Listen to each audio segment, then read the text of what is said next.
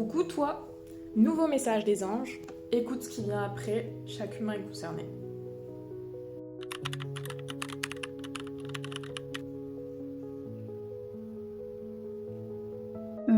Est-ce que les vies antérieures sont réelles? Ce qui vient, c'est pas tout à fait. C'est une image subtile de ce qui a existé. C'est une projection de vous dans un autre corps. Ne vous identifiez pas à ces vies, elles ne sont pas vous. Elles ne vous reflètent pas. Vous n'incarnez pas ces vies. Ce n'est pas votre énergie, ce n'est pas votre personnalité, ce n'est pas vous. C'est une autre personne. C'est ça qu'il faut entendre, c'est ça qu'il faut comprendre. Cette personne est différente de vous. Alors oui, c'est une continuité. C'est une projection, l'image de ce que vous avez été. Mais projetez-vous seulement dans vos corps et incarnez seulement vos corps. Incarnez pas les autres vies. Incarnez seulement ce que vous êtes et ce que vous devez faire à l'instant T. C'est un message pour revenir à l'instant présent et se concentrer sur soi. Il peut être dangereux de faire marche arrière, de se projeter, de les incarner. Et pas recommandé de trop visualiser. J'entends qu'il peut être dangereux.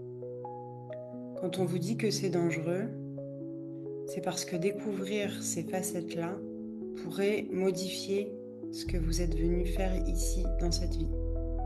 Créer des nouvelles émotions, des ressentiments, des souvenirs qui n'existent pas réellement pour vous dans cette vie.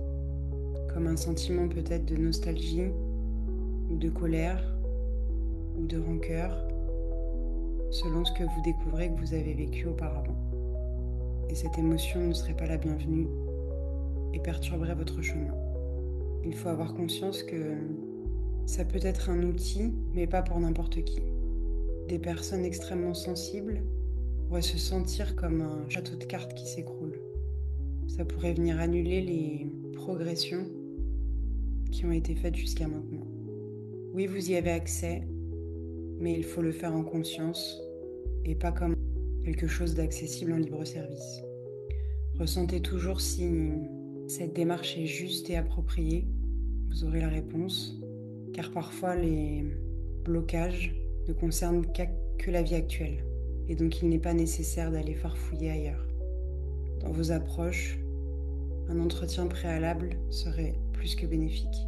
Ne creusez que pour les personnes qui partageraient qu'elles n'ont absolument aucune idée de ce qui se passe pour elles.